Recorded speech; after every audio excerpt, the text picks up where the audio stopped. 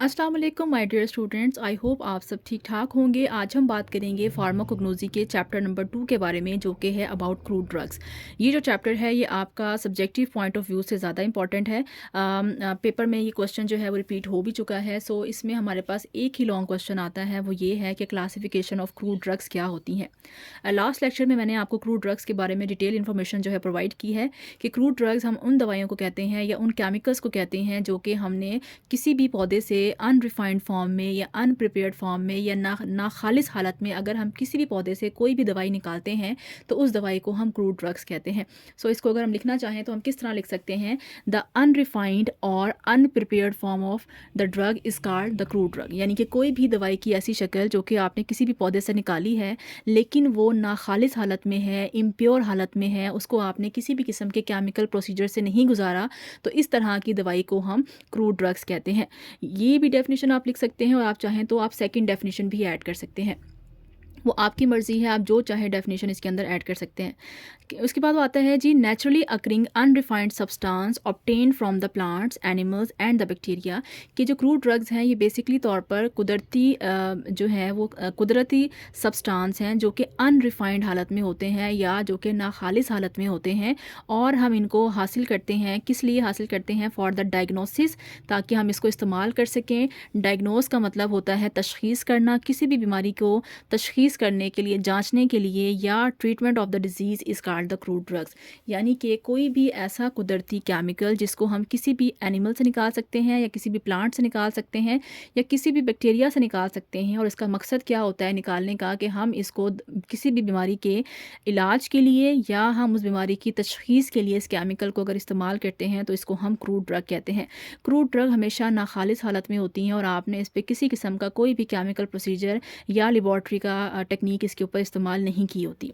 अब आ जाते हैं मेन चीज़ जो कि है classification of crude drugs. Crude drugs को हमने अगेन डिफाइन करेंगे कि क्रूड ड्रग्स क्या होती हैं। द अनरिफाइंड और अनप्रिपेयर्ड form of the drug is called crude drug. जब भी हम क्लासीफाई करते हैं ड्रग्स को, तो हम ड्रग्स को क्लासीफाई करते हैं चार क्लासेस में। सबसे पहली क्लास जो हमारे पास आती है that is called morphological method. दूसरा आता है टेक्सोनॉमिकल मैथड, तीसरा आता है फार्माकोलॉजिकल मैथड, और फोर्थ आता है केमिकल मैथड। अच्छा, बच्चे जो यहाँ पे गलती करते हैं वो ये करते हैं कि उनसे पूछा जाता है क्लासिफिकेशन ऑफ क्रूड ड्रग लिखें, वो इवेल्युएशन ऑफ क्रूड ड्रग लिख कर आ जाते हैं। इवेल्युएशन का जो टॉपिक है वो मैं आपको अगले लेक्चर में करवाऊंगी, वो टॉपिक भी बहुत इंपॉर्टेंट है। बट आपने ये चीज़ जहन में रखनी है कि ड्रग्स को क्लासीफाई करने के ये चार मैथड हैं और इवेल्युएशन करने के और चार मैथड हैं। इवेल्युएशन का मतलब होता है जांच पड़ताल करना, ठीक है। इस मेथड में हम ड्रग्स को क्लासीफाई करते हैं उनकी मुख्तलिफ़ खसूसियात की बेस पर। यानी कि मैं अगर कहूँ कि वो तमाम बच्चे जिनका 90 प्लस नंबर आए हैं वो एक ग्रुप में हो जाएं, वो बच्चे जिनके 80 प्लस नंबर आए हैं वो एक ग्रुप में हो जाएं, वो बच्चे जिनके 70 प्लस नंबर आए हैं वो एक ग्रुप में हो जाएं। तो मैंने मुख्तलिफ़ किस्म के बच्चों को उनकी खसूसियात की बेस पर, उनकी परफॉर्मेंस की बेस पर क्या कर दिया है, दर्जाबंदी कर दी है, मैंने उनको क्लासीफाई कर दिया है। या मैं ये कह सकती हूँ कि जो नर्सरी के बच्चे हैं वो अलग हो जाएँ, जो 1 क्लास के बच्चे हैं वो अलग हो जाएं, तो भी मैंने उनको उनकी खसूसियात की बेस पर क्या कर दिया है, अलग कर दिया है। तो इस तरह से जब आप मुख्तलिफ़ केमिकल्स को उनकी खसूसियात की बेस पर अलग अलग ग्रुप्स के अंदर या दर्जाबंदी करते हैं तो इसको हम क्लासिफिकेशन कहते हैं। सबसे पहले हम बात करेंगे मॉर्फोलॉजिकल मेथड की। मॉर्फोलॉजिकल मेथड क्या होता है? मॉर्फोलॉजिकल मेथड होता है बेसिकली साख्त, कि आप पौधे का कौन सी साख्त या पौधे का कौन सा हिस्सा इस्तेमाल करते हैं। अगर इस बेस पे आप पौधों को क्लासीफाई करते हैं तो इसको हम मॉर्फोलॉजिकल क्लासिफिकेशन कहते हैं। फॉर एग्जांपल, मैं आपसे कहती हूँ कि आपके पास 10 पौधे हैं, इनमें से वो तमाम पौधे जिनके आपने पत्ते इस्तेमाल करने हैं उनको उठा के आप अलग ग्रुप में रख दें। वो पौधे जिनके आपने जड़ इस्तेमाल करनी है उनको उठा के आप अलग ग्रुप में रख दें। वो पौधे जिनके आपने फूल इस्तेमाल करने हैं उनको उठा के आप अलग ग्रुप के अंदर डिवाइड कर दें। तो आपने क्या किया है, आपने पौधे का जो हिस्सा यूज़ करना है उस हिस्से की बेस पर आपने पौधे को मुख्तलिफ ग्रुप्स के अंदर डिवाइड कर दिया है। जब हम पौधे को इस तरह से क्लासीफाई करते हैं इसको हम मॉर्फोलॉजिकल मैथड कहते हैं।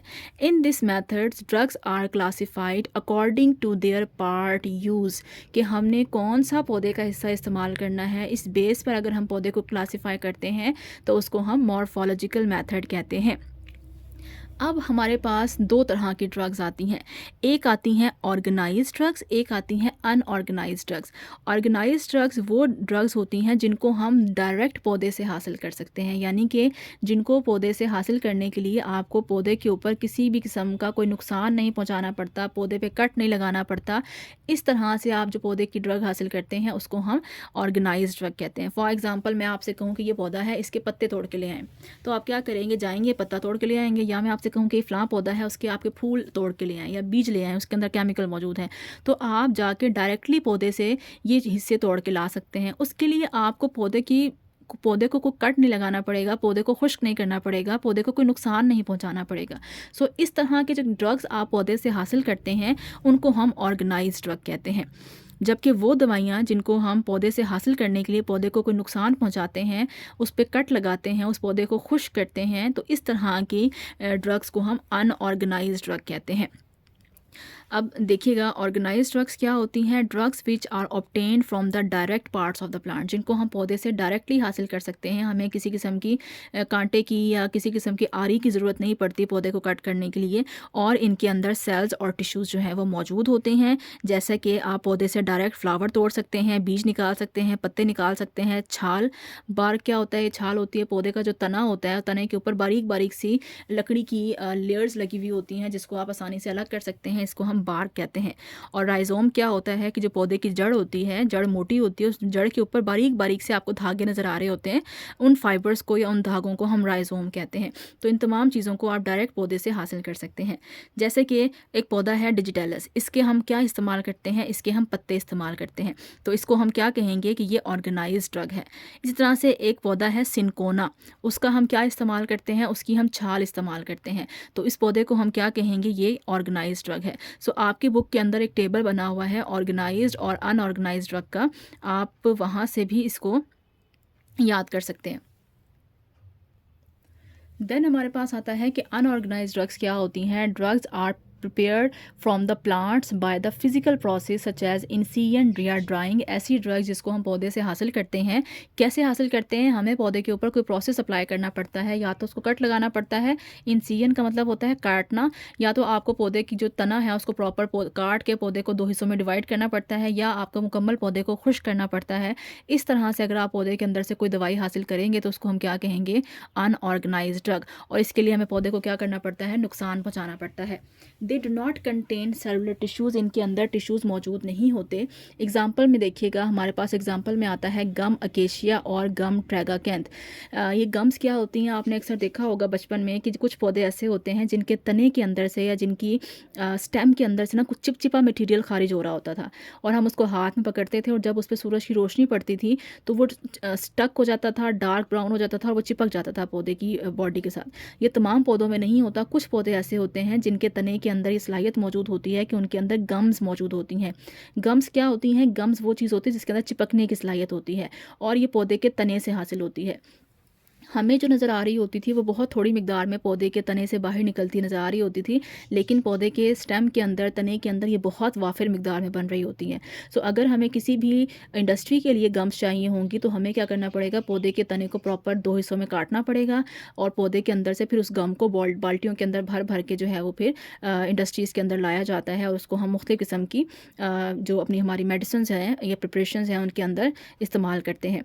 तो 2 आपके पास एग्जाम्पल लिखी हुई हैं, इनके अंदर शुगर्स मौजूद होती है। इसमें आता है गम अकेशिया और गम ट्रैगाकैंथ।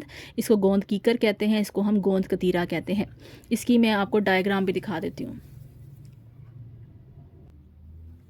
ये देखिएगा, ये इस तरह की कुछ गम्स होती हैं जो कि यहाँ पे आपको हार्ड दिखाई गई हैं, लेकिन जब हम इसको पौधे से निकालते हैं तो ये बहुत ज़्यादा सॉफ्ट फॉर्म में होती हैं, और आहिस्ता आहिस्ता ये ड्राई होती जाती हैं, तो इनकी शक्ल जो है वो डार्क होती जाती है। अकेशिया भी ऐसा ही होता है और ट्रैगाकैंथ भी ऐसा ही होता है, बस इनका हल्का सा कलर का डिफरेंस होता है। एक येलो होता है और एक ब्राउन कलर का होता है, और इनके अंदर शुगर्स मौजूद होती है, और हम इसको मुख्तलिफ़ किस्म के जूसेस के अंदर, आप अक्सर देखते हैं नेस्ले का जूस जो है वो बहुत गाढ़ा होता है, थिक होता है। तो वजह क्या होती है कि उनके अंदर गम अकेशिया, गम ट्रैगाकैंथ, इस तरह की गम्स जो है वो इस्तेमाल की जाती है, जिसकी वजह से जूस जो है वो आपका थिक हो जाता है, और उसको पीने में वो जो है वो प्लीजेंट इफ़ेक्ट देता है। और क्योंकि इस गम के अंदर शुगर्स होती हैं, कार्बोहाइड्रेट्स होती हैं, लिहाजा वो हमारे लिए सोर्स ऑफ एनर्जी भी होते हैं। इसके अलावा बुक में कुछ इस तरह का एक जो है वो टेबल भी दिया गया है जिसमें ऑर्गेनाइज्ड और अनऑर्गेनाइज्ड ड्रग को अलग अलग डिफ़ाइन किया गया है। इसमें से आप बस सिंपली आपको ये यहाँ से कभी भी याद नहीं होगा जब तक आपने पीछे से सारी की सारी ड्रग्स याद नहीं की होंगी। ये आपके एमसीक्यू के हवाले से इंपॉर्टेंट है, बट अगर आपने ग्लाइकोसाइड्स, अल्कलाइड्स, वोलेटाइल ऑयल्स ये सारे चैप्टर्स अच्छे से याद किए हुए हैं तो फिर आपको ये वाला पेज पढ़ने की ज़रूरत नहीं होगी। जो आपने वहाँ पढ़ा होगा उसी का ही जो खुलासा है या आप कहते हैं उसी का ही जो निचोड़ है वो इस पेज पे बताया गया है। उसमें बताया गया है कि कौन से पौधे ऐसे हैं जिनके हम पत्ते इस्तेमाल करते हैं तो आगे लिखा हुआ है, कौन से पौधे ऐसे हैं जिनकी हम छाल इस्तेमाल करते हैं तो उनका नाम लिखा हुआ है, कौन से पौधों का हम फूल इस्तेमाल करते हैं, किसका फ्रूट, किसका बीज, किसी की रूट्स इस्तेमाल करते हैं। तो ये सारी ऑर्गेनाइज्ड ड्रग्स हैं। कौन सी ड्रग्स ऐसी होती हैं जिनका हम ऑयल इस्तेमाल करते हैं या वैक्स इस्तेमाल करते हैं या जिनके हम मिनरल्स इस्तेमाल करते हैं। तो ये सारी की सारी जो ड्रग्स हैं ये आपने आगे जाके चैप्टर्स में पढ़नी है। लिहाजा मैं आपको यहाँ पे ये सजेस्ट करूँगी कि अभी आप इस पेज को याद ना करें, पहले आप ड्रग्स याद करें। जब आपको ड्रग्स याद हो जाएंगी देन आप इस पेज के ऊपर आएँ और इसको आप एक बार रीड करेंगे तो आपका सारा का सारा रिवाइज़ हो जाएगा। उसके बाद हमारे पास सेकंड मेथड आता है जिसको हम कहते हैं टैक्सोनॉमिकल मेथड। ये वो मेथड होता है जिसमें हम ड्रग्स को क्लासिफाई करते हैं उनके रिलेशनशिप्स की बेस पर या उनके आपस में ताल्लुकात की बेस पर, उनकी खसूसियात की बेस पर। ठीक है, इसमें हम बेसिकली उनकी फैमिलीज़ की बेस पर, उनके जो ख़ानदान है उसकी बेस पर अगर हम किसी भी ड्रग को क्लासिफाई करते हैं तो उसको हम क्या कहते हैं, टैक्सोनॉमिकल क्लासिफिकेशन। इसको हम सिंपली इस तरह से समझ सकते हैं कि हमने भी इस तरह के बहुत सारी कैटेगरीज अपनी दुनिया में बनाई हुई हैं। फॉर एग्ज़ाम्पल हम कहते हैं कि वो लोग जो राजपूत हैं वो सारे के सारे एक फैमिली से बिलोंग करते हैं, वो लोग जो सैयद हैं वो सारे के सारे एक फैमिली से बिलोंग करते हैं, वो जो शेख हैं वो एक फैमिली से बिलोंग करते हैं, जो मलिक हैं वो सारे के सारे एक फैमिली से बिलोंग करते हैं। तो हमने भी लोगों को उनकी कास्ट की बेस पर दर्जाबंदी कर दी है। ठीक है, इसी तरह से प्लांट्स की भी दर्जाबंदी होती है। प्लांट्स की दर्जाबंदी को हम कैसे याद करते हैं, प्लांट्स की दर्जाबंदी को हम बड़े ग्रुप से लेकर छोटे ग्रुप्स में डिवाइड करते हैं। सो जो सबसे बड़ा ग्रुप होता है उसको हम फाइलम कहते हैं, उससे छोटा ऑर्डर होता है। तरतीब आपने याद रखनी है, पहले सबसे बड़ा फाइलम मैंने लिख भी दिया है, सबसे बड़ा फाइलम है, उससे छोटा ऑर्डर है, उससे छोटी फैमिली होती है, उससे छोटा जीनस होता है, उससे छोटी स्पीशी होती है और सबसे छोटी चीज़ क्या होती है, ड्रग होती है। आपकी बुक के अंदर ये 3 एग्जाम्पल जो हैं वो दी गई हैं जो कि आपके MCQs के हवाले से इंपॉर्टेंट है। अगर आपने सब्जेक्टिव अटैम्प्ट करना होगा तो कोई सी भी एक एग्जाम्पल, एक लाइन आप दे सकते हैं, याद लिख सकते हैं, तीनों लिखने की ज़रूरत नहीं है। यहाँ पे इन तीनों को ऐड करने का सिर्फ़ और सिर्फ मकसद ये है कि आपके MCQs जो हैं वो सॉल्व हो जाएं। अब आपने याद कैसे करना है, आपने याद ऐसे करना है कि आप इसको राइट साइड से पढ़ना शुरू करेंगे, यानी ड्रग से पढ़ना शुरू करेंगे। एलिमेंट क्या होता है, एलिमेंट इंग्लिश नेम है, उर्दू में हम इसको क्या कहते हैं, बादाम कहते हैं। जिस तरह से मेरा नाम है अरूसा वहीद, इसमें जो पहला नाम है वो मेरी जीन्स को रिप्रेजेंट करता है और जो वहीद है वो स्पीशी को रिप्रेजेंट करता है, वो रिप्रेजेंट करता है कि मैं किस पर्सन से बिलोंग करती हूँ। तो बेसिकली जो वहीद है वो मेरे वालिद साहब को जो है वो रिप्रेजेंट करता है, उसको हम स्पीशी कहते हैं कि मैं किसकी स्पीशी से ताल्लुक़ रखती हूँ, किसकी नस्ल से ताल्लुक़ रखती हूँ। इसी तरह से जो एलिमेंट है या प्लांट है, प्लांट के नेम भी 2 लफ्ज़ों के ऊपर मुश्तमिल होते हैं। पहले नाम को हम जीनस कहते हैं और दूसरे नाम को हम स्पीशी कहते हैं। देखिएगा, एलिमेंट है ये इसका इंग्लिश नेम है, इसका साइंटिफिक नेम क्या होता है, इसका साइंटिफिक नेम होता है प्रूनस अमेगडालिस। प्रूनस को पहले नाम को हम क्या कहते हैं, जीनस, और दूसरे नाम को हम क्या कहते हैं, स्पीशी कहते हैं। इसी तरह से एक और प्लांट है जिसको हम कहते हैं एगर। ये एक एल्जी होती है, काई जिसको हम कहते हैं, ग्रीन कलर की, अक्सर पानियों में लग जाती है, वहाँ से इस केमिकल को निकाला जाता है और इसका जो केमिकल नेम है या साइंटिफिक नेम है डैट इज़ जिलीडियम कार्टिलेजीनियम। जिलीडियम पहला नाम है, किसको रिप्रेजेंट करता है, जीनस को। कार्टिलेजीनियम दूसरा नाम है, किसको रिप्रेजेंट करता है, स्पीशी को। इसी तरह से जो तीसरी ड्रग है डैट इज़ एफिड्रा।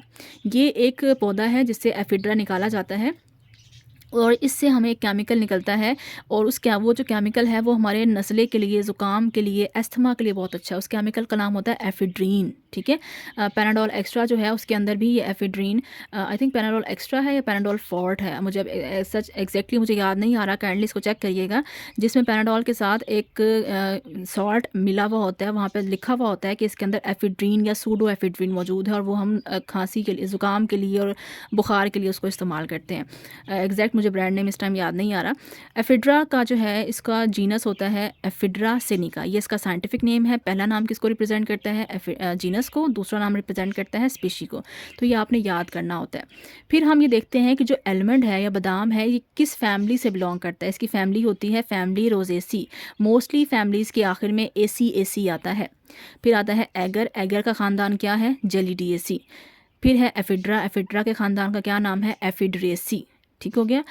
हमने क्या किया है, छोटे लेवल से शुरू किया है कि इसका अपना नाम ये है, इसके बावजदाद का नाम ये है, और एलमंड किस कास्ट से, किस फैमिली से बिलोंग करता है, वो है रोजेसी। फिर हम आते हैं फैमिली से बड़े लेवल पे कि क्या, जैसे हम कहते हैं जी एक बंदा है, बंदे का नाम है फॉर एग्जांपल अब्दुल्ला। अब मैंने कहा है कि जी आपने जाके ना अब्दुल्ला को ढूंढना है। अब ऐसे तो बहुत सारे अब्दुल्ला हैं दुनिया में, हम किसको जाके ढूंढेंगे। तो मैं आपको जो है ना क्लासीफाई करके बताऊँगा। मैं कहूँगी जो अब्दुल्ला है ना वो पाकिस्तान में रहते हैं, ठीक है। तो इसका मतलब है जो दुनिया के बाकी कंट्रीज़ हैं वहाँ पे आपको नहीं ढूंढना पड़ेगा। फिर मैं आपसे कहूँगी कि वो पंजाब में रहते हैं जी। वो जो है ना वो बिलोंग करते हैं लाहौर से, तो आपको बाकी शहरों में देखना पड़ेगा। फिर मैं आपको लाहौर की किसी स्ट्रीट का नंबर बता देती हूँ। फिर मैं आपको कहती हूँ जी उस स्ट्रीट में फ़लाँ फैमिली है और उनके वालिद साहब का नाम ये है और उस बच्चे का नाम ये है। तो फिर आपके लिए ढूंढना आसान है। मैंने क्या किया है, बड़े ग्रुप से उसको डिवाइड करना शुरू किया और मैं छोटे ग्रुप तक आपको मैंने सारी इन्फॉर्मेशन दे दी है। सेम चीज़ पौधे के बारे में होती है कि हमने पौधे की पहले नाम और उसकी जो है फैमिली का नाम पढ़ा है। उसके बाद हम उसका थोड़ा बड़ा ग्रुप पढ़ते हैं कि वो किस ऑर्डर से बिलोंग करता है, यानी कि वो किस सिटी से या किस रीजन से बिलोंग करता है। तो एलमंड का ताल्लुक होता है रोजेलेस से, एगर का ताल्लुक होता है जेलिडिएलेस से, एफिड्रा का ताल्लुक होता है जेनिटेलेस से। ठीक है, इसमें एलीज का नाम जो है वो ज़्यादा आता है। और जो सबसे बड़ा ग्रुप होता है उसको हम फाइलम कहते हैं, कि जो भी बीज वाले पौधे होते हैं, जैसे कि एलमंड में बीज होता है तो उसको हम रख देते हैं एंजियोस्पर्म्स के अंदर। एगर जो है इसको हम रख देते हैं रोडोफाइटा के अंदर, और एफिड्रा को हम रख देते हैं जिम्नोस्पर्म्स के अंदर। तो ये जो सारी चीज़ें हैं ये आपने एमसीक्यूज़ के हवाले से याद करनी है।